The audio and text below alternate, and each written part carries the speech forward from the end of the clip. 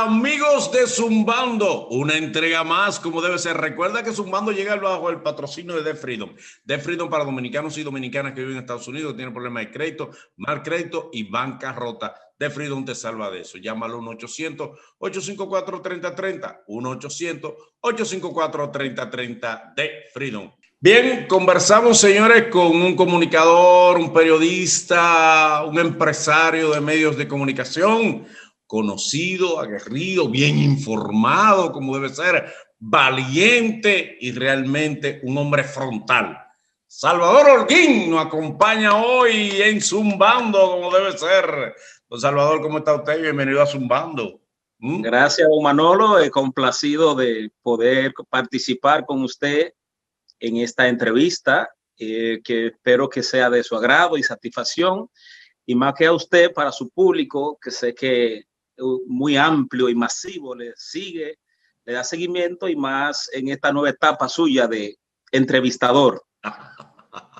Conversador. Salvador, sí. ¿Qué tiempo tiene usted en el periodismo? Bueno, ya yo tengo 20 años. 20 años. Sí, ya. ¿Cuál ha sido para usted las etapas más difíciles para usted como comunicador?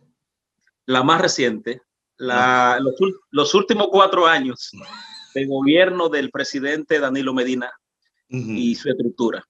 Bien. En los gobiernos, por ejemplo, de Hipólito Mejía, ¿usted no tuvo ningún inconveniente como comunicador?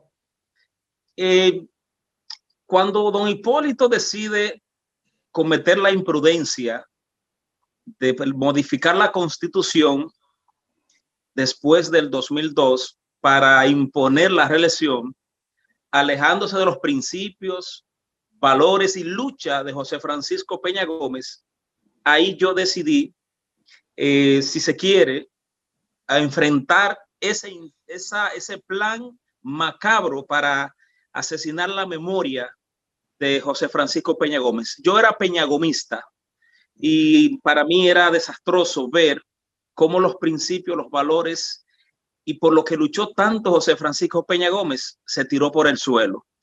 A partir de ese momento, nosotros como periodistas decidimos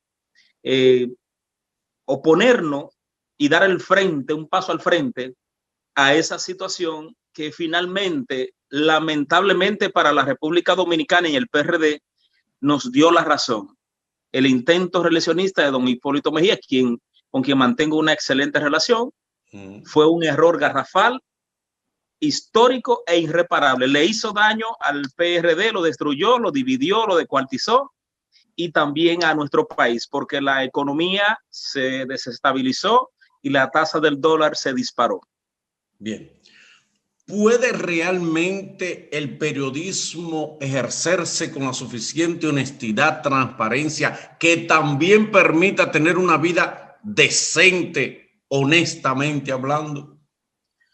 Claro que sí, Manolo. Lo que pasa es que todo va a depender de tus apetencias personales, tu angurria, tu ambición.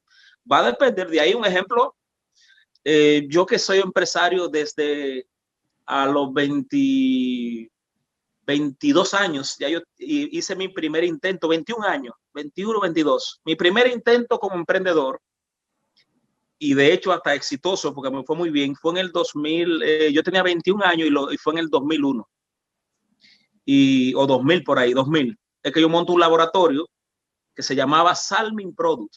Yo fabricaba champú para carro, agua de batería, Amorol, ambientador y coolant. Okay. Y fui exitoso, me fue muy bien. Y realmente, a partir de ahí, entro a la comunicación ya siendo un emprendedor. Y he llevado paralelamente el periodismo con el emprendedurismo y el área empresarial. O microempresarial, si se quiere, ya un poco más avanzado ahora, pero antes era micro. Sí, pero en este caso, usted hace economía por el lado empresarial, por el emprendedurismo, no por la comunicación, no por el periodismo. Las dos cosas. Lo que pasa es que en mi caso, yo me autofinanciaba y nunca vi el periodismo como una fuente de ingreso para enriquecerme, sino más bien para yo destacarme, proyectarme, hacer un nombre y aportar al fortalecimiento institucional, la democracia y mi país. Por eso, por esa visión, es que para mí no es objeto el dinero, aunque no me ha ido mal. ¿Por qué? Bueno, porque nuestros programas, nuestros medios de comunicación, periódicos y plataformas de redes han sido exitosas y por eso nos contratan y nos colocan. Como tiene rating, como se ven, como llegan. Entonces, es obvio que las marcas, las empresas y las instituciones del Estado le colocan porque hay rating, pero en prima fase yo no vi el periodismo como un medio de enriquecimiento, sino más bien de crecimiento personal, hacer un nombre y entrar a la historia en mi rol periodístico comunicacional, ejerciendo la carrera de una forma que muchos no se atreven o no quieren.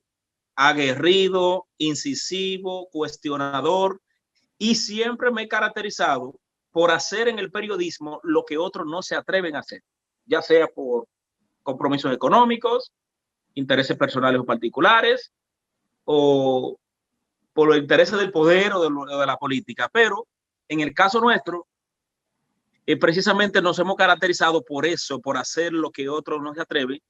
Los casos más complicados, los casos más pesados, siempre me han tocado a mí y cuando me llegan, yo le doy para adelante. Es decir, para contestar tu pregunta, lo que pasa es que el periodista tiene que entender que debe ser utility y debe ser también multilaboral o multi trabajador, vamos a llamarle así. Porque, bueno, porque primero debes hacer un nombre. Si no tienes nombre, el poder no te busca. Si no tienes nombre, las marcas no te colocan. Si no tienes nombre, el empresariado no se interesa en ti, por ende no te financia. Yo tuve la dicha que entré como empresario de la comunicación o microempresario y entonces el sector empresarial, cuando vio mi desarrollo y que yo realmente aportaba al país, me fue respaldando a tal punto que al día de hoy yo no necesito gobierno ni necesito a políticos para mantenerme y echar para adelante, porque el sector empresarial cree en Salvador Holguín y lo respalda permanente y establemente hablando. Es decir, no es de que me ponen un anuncito por un mes o me colocan por 3 meses, no. Contratos de año fijo, renovándose automáticamente, a menos que las partes expresen su deseo de rescindirlo. Así que hay muchas situaciones y variables que se dan en esta carrera, que es la que garantizan tu estabilidad económica y también con el medio o con el programa. De lo contrario, no es tan fácil. Yo sé que tu pregunta va en esa dirección. No es tan fácil enriquecerse o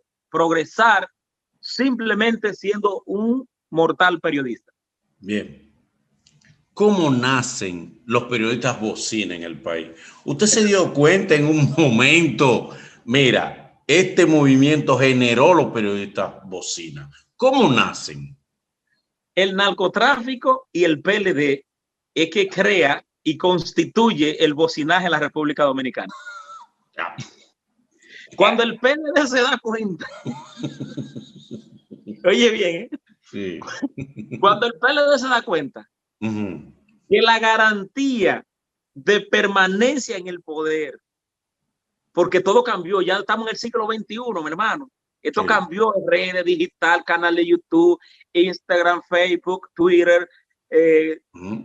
Esto se abrió, esto se abrió. Sí, cuando los políticos se dan cuenta de esta plataforma y también importancia capital para proyectar sus nombres, gestiones y obra de gobierno, dicen, ay, caray, es por aquí. Entonces empiezan a reclutar, a sobornar, a comprar a todas las plumas más importantes y hasta las no importantes. Era todo el que hable y tenga la barriga para adelante, como dice un amigo mío. Entonces, ¿qué hizo? Reclutó el 90% de los periodistas aquí en la República Dominicana y lo entró a la nómina. Como el dinero no salía del bolsillo de ellos, sino más bien del mismo pueblo dominicano, hermano, no hay un periodista que tuviera cierto criterio y que quisiera preservarse para la historia, que no entrara al bocinaje a todos los niveles. Es más, mientras más renombre tiene y mientras más grandes son, más bocinas se constituyeron.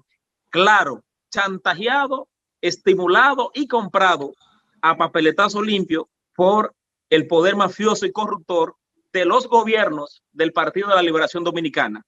Pero pasa narcotráfico, porque te dije los dos, narco y los gobiernos del PLD.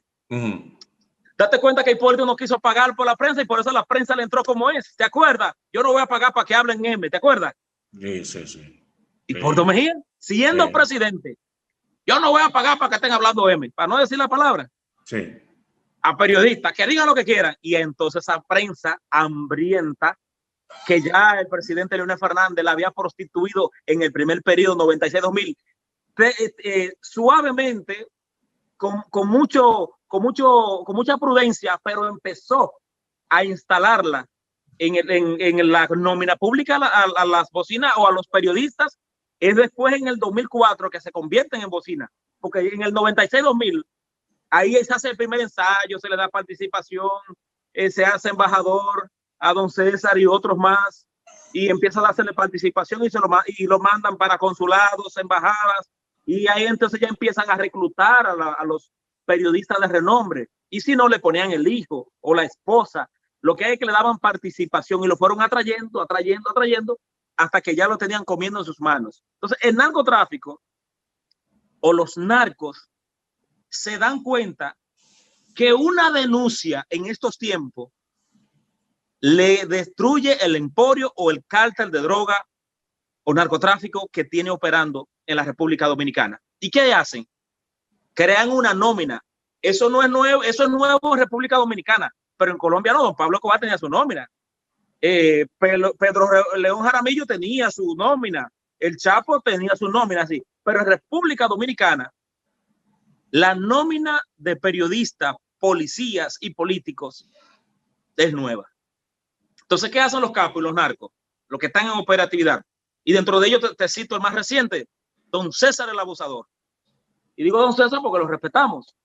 César tenía la nómina asistente del presidente Danilo, generales, coroneles y periodistas, muchos informantes. No ha sonado periodista pagado por el narcotráfico. Eso no ha sonado, Salvador. Ha sonado pagado por el Estado, con publicidad del Estado, disfrazada y todo eso. Pero primera vez que yo oigo como que no es como muy tremendista esa aseveración de que a los periodistas. No, deja que César empiece a cantar. Deja que César empiece a cantar. Que Pavarotti le va a quedar chiquito. Pero además tenía en su nómina César el Abusador artistas y promotores artísticos. No sé si tú te quieras meter para allá, pero tú me estás preguntando. ¿A cuáles artistas él tenía en su nómina? No, dígame a cuáles periodistas. ¿Cuáles periodistas? No, pero hay compañeros tuyos ahí en los programas que tú participas que estaban en la nómina de César. No. Sí. No. Pero ellos estaban en la nómina como promotores y como animadores de la disco y las emisoras, porque hay algunos que son DJ que tenían que promover y proyectar los artistas que eran de la nómina y que estaban bajo la firma del capo César Emilio Peralta, alias el Abusador. Sí. Salvador, para cualquier periodista o comunicador, hacer denuncias fuertes en un estado de derecho como el de nosotros, tan vulnerable, tiene que tener un respaldo de un grupo poderoso o de un grupo político. Dime la verdad, Salvador, ¿quién te protege a ti? Porque todo el mundo, adiós, para tú poder, tiene que tener respaldo y uno que te dice, dale que yo te respaldo. No, yo tengo respaldo después que dice el nombre. Pero antes fue a bola limpia, a cojones limpios, fue que yo hice mi nombre. Dispuesto a morirme. ¿Y cuándo vino el respaldo? ¿Cuándo llegó el respaldo tuyo? Que tú dijiste, déjame respaldarme, déjame buscar mi grupo, que estos tigres tienen su grupo. Mira, Dios mío. A usted le gusta el problema, a usted le gusta el can, como dice. Mire, en principio, usted sabía que a mí me decían ese tipo de loco, ¿tú sabías? Sí, sí, sí. Sí, ¿verdad? Óyeme, una forma de descalificarme, óyeme, una forma de descalificarme y no reconocer mi arrojo, mi valentía y mi capacidad periodística y comunicacional era decir, ese tipo es loco. Ese tipo lo matan en cualquier momento. Le hiede la vida, otros decían. Y recuerdo que yo tuve un encontronazo una vez con un senador que fue con 10 hombres al Canal 19 a buscarme para secuestrarme y desaparecerme. Él quería darme una paliza, quería y después darme lo mío. El ex senador de Dajabón, Mario Torres, que fue una de las primeras, de los primeros políticos que yo tuve fuerte choque, de vida o muerte, incluso hasta tiro hubo y situaciones y heridos en los enfrentamientos que tuvimos, porque yo decidí pelear. Porque ya te dije, en principio es a base de cojones que uno hace el nombre y trasciende y avanza un poquito más. Pero cuando ya Salvador Holguín pasa a ser un periodista de Estado primero, y segundo, que el establishment, que la oligarquía, que la alta burguesía lo asimila y lo protege, para contestar tu pregunta. Sí. Después que yo salí de Telemicro, sí, yo duré en Telemicro 6 años. Y allí choqué con don Juan Ramón Gómez Díaz y su medio en dos ocasiones. La primera, cuando yo revelé que el narcotraficante que habían apresado en España o entrando a España con un furgón de droga era Arturo del Tiempo Márquez, y presenté la foto donde Leonel Fernández fue a dar el primer Picasso en la Torre Atemar, ahí mismo me cayó el diablo, me cayó gas y me suspendieron. Okay, sí. Si don Gómez Díaz me suspendió, recuerdo como ahora mismo, se descargó conmigo. Nunca lo había visto un hombre tan pasivo, tan dulce, tan cariñoso. Toda su ira. Me dijo cosas que no la puedo expresar aquí. Y mira, nunca he dicho esto por primera vez, porque mantengo una buena relación con él, pero hay que revelar las cosas. Sí. Y yo dije, ¿cuál fue el pecado que cometí? Oh, sencillo, que revelé que el presidente de turno, Leonel Fernández, había dado el primer Picasso en la Torre Atemar, y que esa Torre Atemar se había construido, o la había construido ese capo, ese narco Arturo del Tiempo Márquez, que fue apresado ese día anterior, entrando a España con un furgón de droga. Entonces eso, ahí la cosa se me complica. Y después, cuando cae José Figueroa Agosto, que es el único caso donde el capo José Figueroa Agosto le da una entrevista exclusiva para televisión, porque para radio fue a la Z, siempre lo digo, porque yo no me quedo con crédito de nadie, ni soy mezquino. Sí. Para la Z, exclusiva, le dio para radio la Z. Para televisión, Salvador Holguín en Telemicro. Yo estaba con Bebeto en el Poder de las 12 cuando eso. Ahí yo le doy seguimiento, don Figueroa Agosto se interesa por darme una exclusiva y una entrevista. La logro y sucede entonces que eso me acarrió muchas situaciones, pero me dio renombre, Manolo. Me conectó en el mundo entero. El Departamento de Estado se interesa en mí. Oigan esto. El FBI se interesa en mí. A tal punto que cuando llego el quirinazo, ellos me invitan a Miami para distinguirme y conocerme de manera personal y establecer un vínculo. Ellos querían saber, ese periodista querían conocerlo y tratarlo de cerca. Pero me pasa esa situación, pero me conecta con el mundo y pone a los sectores de poder a verme. Cuando los sectores de poder ya se interesan en mí, tanto para información, date cuenta que aunque yo no acepto y no me gusta decir, ni lo digo, nunca lo digo, que soy el periodista más informado, no. Ahora, soy uno de los más informados, eso sí. ¿Por qué Salvador Holguín es uno de los más informados? Porque ese poder, como tú muy bien me preguntas, esos sectores de poder se interesan en este joven, le inspiro confianza, me convierto en un periodista de Estado y además confiable para el sistema. Entonces, como no tengo compromiso, ni estoy muy comprometido, yo siempre ando a distancia, no permito que se me acerquen mucho, que los políticos sean muy amigos míos. Yo selecciono los políticos que van a ser amigos míos, porque no califican todos, porque hay muchos que te buscan, se hacen amigos tuyos, es para que tú los blindes, no necesariamente porque son buenos, ni además merecen ser tus amigos, es para cuando hagan su diablura o corrupción, entonces tú lo tengas que defender o no atacarlo o no denunciarlo. Entonces, me convierto en ese periodista después que salí de Telemicro, confiable, apetecible y el sistema interesado en mí. Ahora, ¿qué yo hice? Esos sectores de poder también son turbios algunos, tú lo sabes, ¿verdad? Sí. Es decir, no todos son santos. Entonces, yo hice una clasificación. A quién le copio, a quién le recibo información y a quién no. Nunca doy información, nunca calié, nunca delatador, nunca informante. Tengo eso como principio. Por eso los sectores de poder me respetan, porque nunca revelo mi fuente, nunca digo nada de aquí para allá. Yo solo recibo, proceso las informaciones y sé si tiene la veracidad y la verdad para ser revelada o denunciada. Entonces, esos sectores de poder, yo hago mi clasificación, hago mi filtro, quién sí, quién no, lo voy conociendo, nos vamos acercando. Y al día de hoy, obvio que no estoy solo, ya yo soy un periodista del país y del sistema.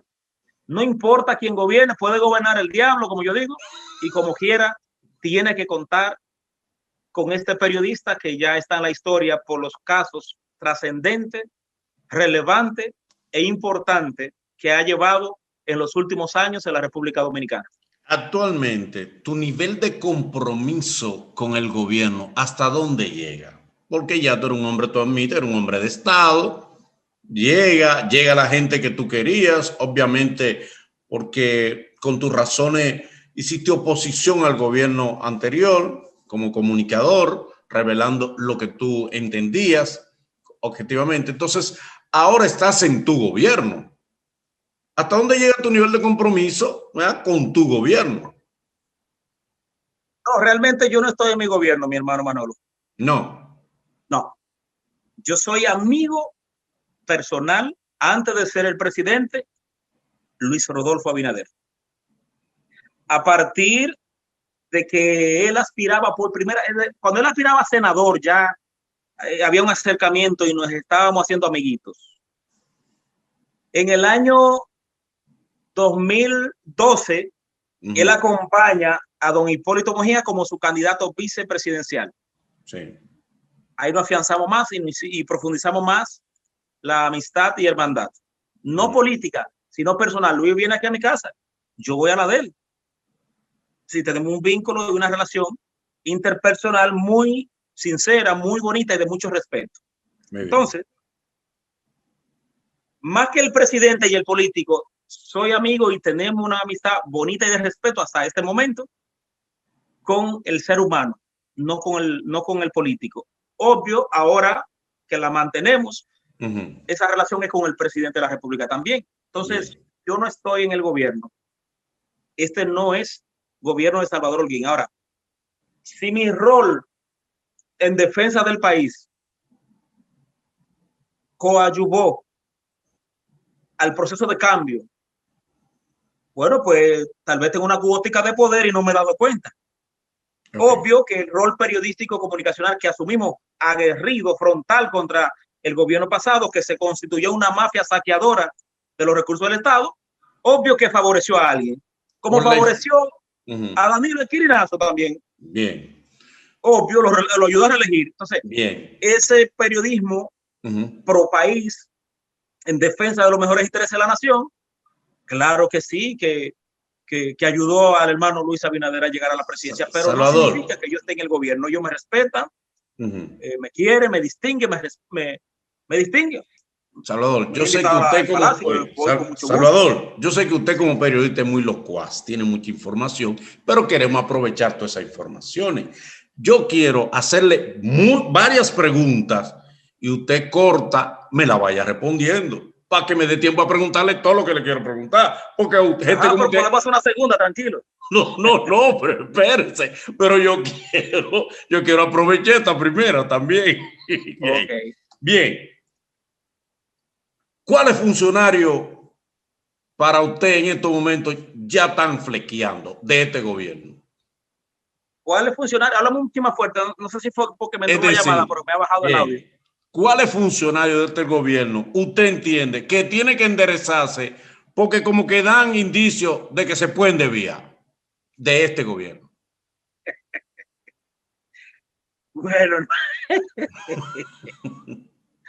mire, con lo que está haciendo el presidente Luis Abinader, dando cancha abierta al Ministerio Público y a la justicia para que actúe en contra de los funcionarios corruptos y saqueadores del gobierno de Danilo Medina, no creo que algún funcionario, por lo menos en este momento, se atreva a meter la pata, como diría don Hipólito Mejía, o a desviarse en el uso de los recursos del Estado.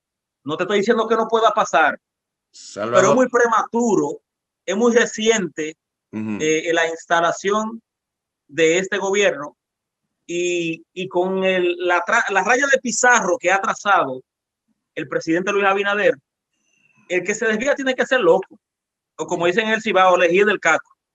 Salvador, sale información. Primero informó la directora de ética, doña Milagro, que estaba investigando 50 casos de este gobierno ya.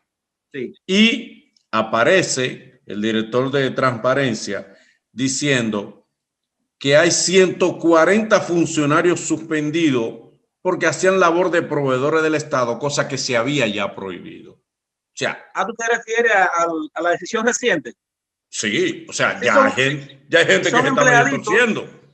Sí, empleados no relevantes que estaban en esa acción y fueron separados del gobierno de inmediato. Por eso te digo, tiene que ser loco para hacer algo, porque están viendo que este es un presidente que hasta ahora, yo siempre hablo hasta el momento con los políticos, los presidentes y los funcionarios, porque son cambiantes, pero hasta este momento que usted y yo estamos grabando esta entrevista, hay que ser loco para no darse cuenta que el presidente trazó su línea que nadie se la puede cruzar en contra de la corrupción. Que él está diciendo, el presidente Luis Abinader, que no va a tolerar, tampoco permitir el más mínimo intento de corrupción.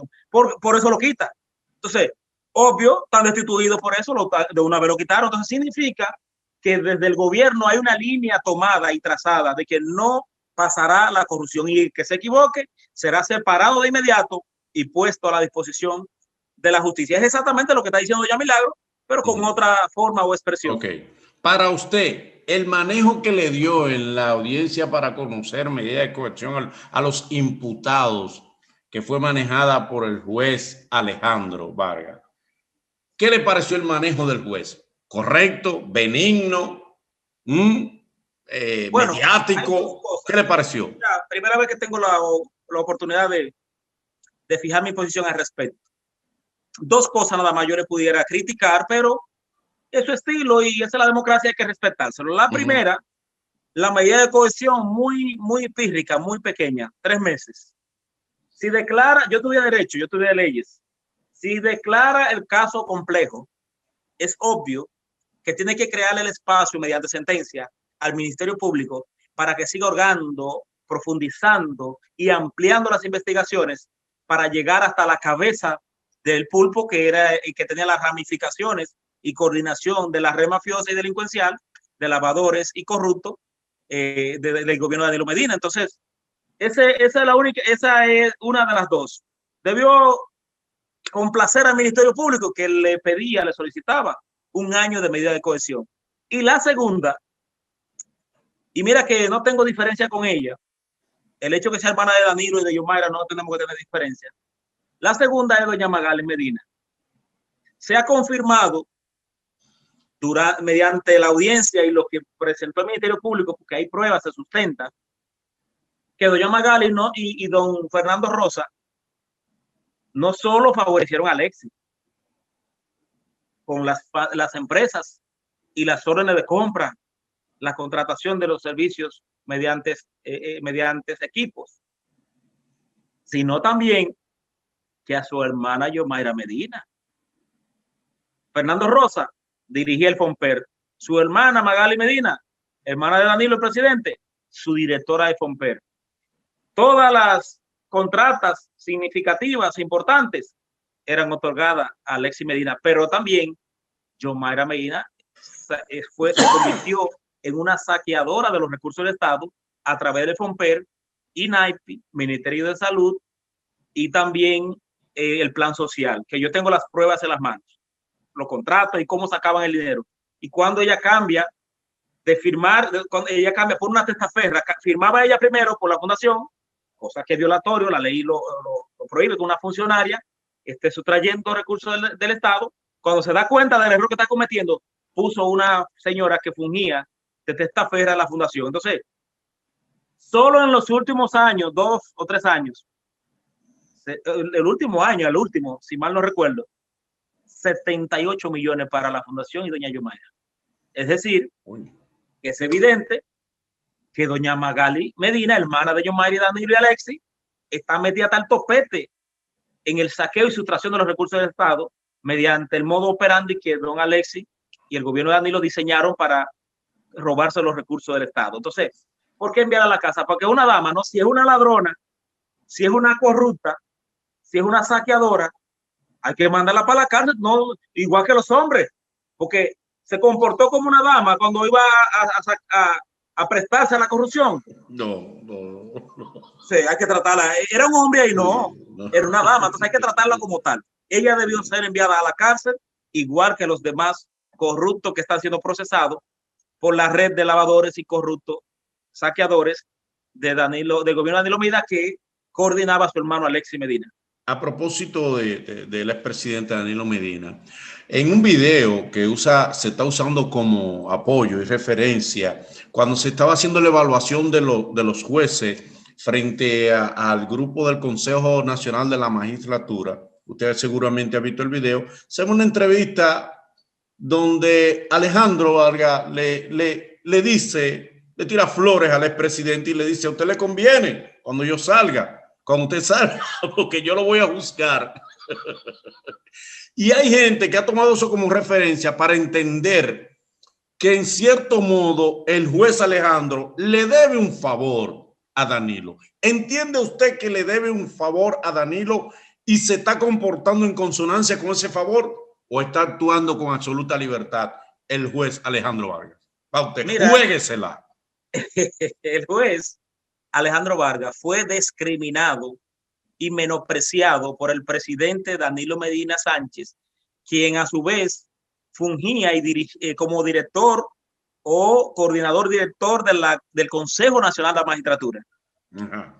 Vio este negrito, bembón, narizón, con el caco rapado,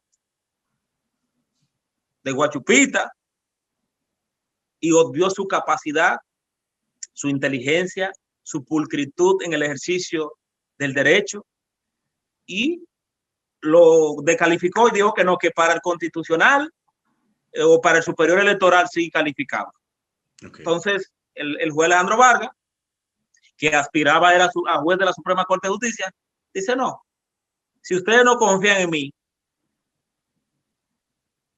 y entienden que yo no estoy apto, capacitado para ocupar un cargo en la Suprema Corte de Justicia, yo me quedo abajo granjeándome con los pobres y los infelices y los grajosos y así. Pero quiero decirle algo, presidente Danilo Medina. Cuando usted no tenga a los cortesanos a su alrededor, que solo le quede la familia y sus verdaderos amigos, y quieran marcharle ya en la oposición por las acciones de su gobierno, usted va a desear encontrar un juez como yo, garantista de los derechos fundamentales y del debido proceso. Ahí usted va a necesitar y va a decir: ah, caray, Alejandro Vargas. Y Dios nos ha dado a todos los que fuimos perseguidos, maltratados, humillados y planificarse asesinar moralmente a muchos de nosotros. Dios nos ha dado la oportunidad de verlo caer y bajar. Alejandro Vargas ya vio a Danilo bajar, y no solo bajar, sino que le ha correspondido decidir la suerte, judicialmente hablando, de parte de su familia. Salvador. Y funcionarios de su Salvador. gobierno. En el caso de Miriam Germán, qué bueno aprovechar la pregunta, porque hay que concatenarla, una se deriva de la otra. En el caso de Miriam Germán, fue asesinada moralmente por Danilo Medina y Jean Alain Rodríguez. Jean Alain Rodríguez, ciertamente, histórico. Le ha dado la oportunidad no solo de verlo bajar y caer, sino que a ella le ha correspondido instrumentar los expedientes de corrupción, saqueo y robo vulgar de la familia de Danilo Medina y de sus funcionarios. Salvador. Y en el caso de Salvador, que es el más simple y el más pequeñito de esas personas que fueron maltratadas, perseguidas e irrespetadas por Danilo y su familia. Yo soy el más pequeño, pero siempre le advertí que lo iba a ver bajar y que además yo era más joven que ellos, que podía pelearle de por vida porque ellos no me van a resistir ni me podían resistir. Y ahí está. Bien. Lo vi caer, bajar, y ahora no solo bajar del poder, sino bajar o a bajar la cabeza porque no tienen calidad moral para hablarle al país.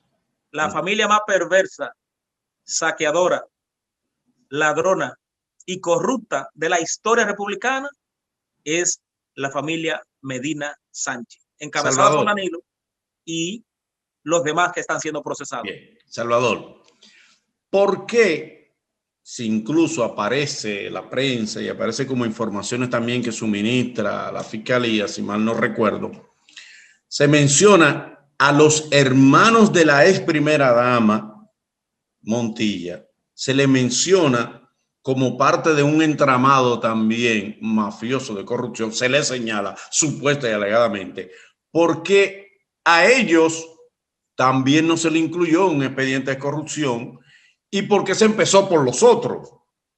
Sencillo. ¿Por qué? Sencillo. Es que este proceso se va a llevar al estilo Jan el Destripador, por parte. Sí, por una parte importante. Sí, y usted que es un actor de primera, gracias, aunque gracias. Si Danilo le tocara evaluarlo, lo discrimina porque como usted es morenito. Sí. No, yo no tengo problema con eso. La verdad de lo feo es que no ganamos las cosas a base de talento. Así es. Como usted no mide 5'9", ¿entiendes? A base de trabajo. A base de talento. Gracias. Entonces, a papá Dios la gracia. Diga. Este proceso, líder, se está llevando y se seguirá llevando al estilo Jan el Destripador, por parte. ¿Pero usted cree que los hermanos de la ex primera dama realmente también formaron parte de un enjambre de corrupción también, según dicen, con contratos onerosos en las EDES y todo eso? ¿Usted cree eso o es parte de todo un circo y de meter a todo en el mismo saco? Mira, en esta coyuntura histórica que vive la nación, no hay espacio para circo, ni para pan tampoco, ni pan ni circo. Sí. Porque quienes están frente al Ministerio Público son personas que están pensando en la historia, en la democracia, en la institucionalidad y en el respeto a los recursos del Estado. Pero además, ya doña Miriam Germán, lo único que necesita es recobrar su honor, su honorabilidad, para morir en paz. Porque una señora de edad avanzada, le quedan 30, 15, 20, no sé, sabrá Dios, pero una señora de 70 y pico de años, que la desconsideraron, que la humillaron, que la pisotearon, una mujer íntegra. No es amiga mía, nunca la he visto personal, para que estemos claros, pero es la verdad. Entonces, en el caso de Jenny Berenice y en el caso de Wilson Camacho, son jóvenes que están haciendo carrera, que hasta ahora usted puede estar de acuerdo con ellos, no en el estilo, pero se colocan del lado de los buenos, es decir, del país. ¿Por qué te hago este preámbulo? Para contestarte la pregunta de la siguiente manera. Todo el mundo aquí sabía que las instituciones públicas estaban secuestradas por esas dos familias. Sector salud, sector obra pública, sector tránsito, sector medicamento y todas esas áreas eran de Alexis Medina. Sector eléctrico eran de la familia Montilla. Debo decirte que respeto y distingo a doña Cándida Montilla de Medina. Es una excelente dama, la distingo y la respeto. Como yo la llamo, una santa. Pero lamentablemente, doña Cándida, sus hermanos, familiares, que usted sanamente le dio la oportunidad de participar en el gobierno, cometieron el gravísimo error de creer que el Estado era una herencia que se la dejó su abuelo. Y se repartieron el país. El sector eléctrico completo. Aquí no se daba un bombillo o no se vendía si no existía o estaba la participación de los hermanos Montillas. Es decir, que el país tiene que estar preparado para ver en los próximos días cómo operaba la estructura mafiosa del pulpo del sector eléctrico. Parte 2. Es vergonzoso, es decepcionante. Y te digo por qué están cayendo todos. Y como dijo el juez Alejandro Vargas, aquí no hay persecución política. Es saqueo al Estado, es sustracción, es robo, es corrupción. Aquí están cayendo los perversos, corruptos y despiadados con los recursos del Estado porque cometieron el error de suplantar, de sustituir a los tradicionales empresarios reconocidos de la República Dominicana que se dedican a suplir al Estado. El que no se constituía en asociación de malhechores con la familia Medina o Montilla no suplía al Estado.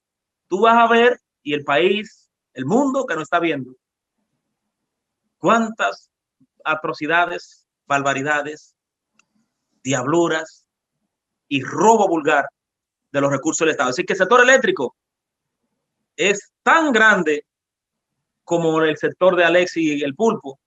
Lo que pasa es que es, valga la redundancia, en áreas diferentes. Aquí sector eléctrico, los Montilla y los Medina, en obra pública, en salud pública, en los hospitales, en la Hoy Soy, en el 911, todavía no ha salido del 911. Todavía no ha salido. No, es que no ha salido poco para lo mucho. Salvador, sí. En ese sentido, a mí me cuesta como trabajo creer que solamente aquí robaron los políticos. No vienen expedientes para periodistas ni para empresarios en complicidad. Usted que es un hombre bien informado. Solo para empresarios sí que se constituyeron asociación de malhechores con ellos. Exacto. Pero los periodistas, hay que ver si la ley los alcanza por recibir dinero, no importa la cantidad, mediante contrato de publicidad. Hasta ahora, y hasta donde yo estudié leyes, no hay una ley, ni la 6132, ni el artículo 49 de la Constitución, que es la que recoge el área periodística, comunicacional y la prensa, no recoge que usted se convierte en lavador, en testaferro o ladrón, saqueador, corrupto, por recibir cuantiosa suma en contrato de publicidad, siempre y cuando usted pueda demostrar que dio el servicio y que cumplió con la colocación de los anuncios. Así que es cierto, se enriquecieron muchos periodistas. Sí. Es más, mira, yo soy dueño de medios, pero ya tú sabes que vengo siendo empresario de los 21 años. Sí. Vengo emprendiendo, así que para nadie es un secreto que yo pueda tener un canal de televisión como lo tengo. Para nadie es un secreto que yo tenga periódicos como lo tengo, o plataformas de redes sociales como la tengo, porque he sido un periodista activo. Pero aquí hay periodistas que se convirtieron en mercenarios de la política y de algunos empresarios que se dedican al saqueo y asociación de malhechores del Estado Dominicano. Finalmente, Salvador, según su sagacidad, según sus excelentes y privilegiadas informaciones periodistas, ¿qué viene? ¿Qué viene? Que me encanta. Usted tiene un estilo interesante. La verdad que el actor y comediante como que ha ido saliendo de ese cuerpo, se ha convertido en excelente entrevistador. Gracias. Mire, hermano. Por lo que usted sabe, ¿qué viene? Mire, lo que viene es retiro de visado. De hecho, yo voy a ir revelando según me vayan suministrando las informaciones porque estoy conectado con ellos. Viene extradición. Empresarios, por el caso Odebrecht y Punta Catalina, políticos y altos oficiales. Por el caso de César el Abusador, en el caso de los oficiales que eran colaboradores y protegían a César. De hecho, ya yo tengo los nombres de la mayoría de los generales que protegían a don César. Ya tengo audio y conversación entre ellos. Lo que pasa es que también estoy aplicando en el periodismo el estilo de Jan el Estripador por parte. Sí, para no... bien. Viene más apresamiento y grandes sorpresas. Sí. No descarte, no estoy diciendo que vaya a ser así. Por cómo va esto, cualquier día amanecemos en la República Dominicana con que el expresidente Danilo Medina lo está montando en un avión extraditándolo por Punta Catalina y Odebrecht y César el Abusador, que ya está cantando y está revelando todos los aportes que le hizo para su campaña y a través de quién. Pero tampoco te sorprenda, y como tú dices, ya con esto terminamos esta primera entrega. Sí, porque... Te veo como desesperado por despedirnos, tranquilo. Ya estamos no, es que impactado quedé. La última me impactó, lo reconozco. También no te sorprenda si una madrugada de esta el Ministerio Público está anunciando al país y al mundo el apresamiento y sometimiento a la justicia del expresidente Danilo Medina y faltan 3 hermanos de él. 3. Por corrupción y por contactar o confirmar el Ministerio Público de que la cabeza del pulpo es Danilo Medina Sánchez. No te sorprenda. Salvador, me tenía que ir, pero todos sabemos que entre usted y Danilo llegó un momento que se hizo una enemistad cuasi personal. Por consiguiente, a la hora de hacer pronunciamiento, hay cierta contaminación. Yo pregunto, Leonel Fernández no tuvo nada que ver en ningún acto de corrupción, porque todo es de 8 años para acá. No. El Partido de la Liberación Dominicana, y qué bueno que me haces esa pregunta porque puedo establecer los niveles de objetividad y sinceridad con que comunico ante el país a través de tu público, porque el que me sigue a mí sabe que soy así. Sí. El Partido de la Liberación Dominicana, desde que se instaló en el poder en el año de 1996 hasta ahora el 2000 que entrega o que lo sacamos, se constituyó en una asociación de malhechores, gangsteril, de lavadores, narcotraficantes y vulgares ladrones. Entonces no es solo Danilo Medina. Leonel Fernández, ¿tú quieres que te diga Leonel? Ya el tiempo no da, en la segunda vamos con Leonel. Leonel Fernández. Dígame ahora. Fue permisivo. Y por eso sus gobiernos se vieron manchados y cuestionado altamente por la sociedad dominicana. Como no había un ministerio público independiente o apolítico, como no existía la figura de defensor del pueblo para denunciarlo y que no lo eligieran ellos, como los presidentes de la Suprema Corte de Justicia y la mayoría de los jueces lo han puesto ellos, pues son dirigentes políticos, la mayoría de los que están ahí, no hubo forma de procesarlo en los tribunales. Por eso, y permito para darte esta información a ti y a tu público, por eso vimos los juicios populares en los parques. Inmediatamente Leonel Fernández salió del poder. Claro, eran aupados y financiados por Danilo Medina y su gobierno, pero también recogían esos juicios populares, el sentimiento, el sentir del pueblo dominicano que tenía sed, hambre de justicia, pero no había quien le impartiera o le administrara justicia, como está pasando ahora con Danilo Medina y su banda de saqueadores, lavadores Salvador, y corruptos. dígame la verdad, verdad real. ¿Quién montó el quirinazo? No te lo puedo decir porque ¿quién lo montó? Caso, eso no se armó solo. Es un enjambre complejo de Estado, contundente y devastador. ¿Quién lo montó? Eso no te lo puedo decir ahora porque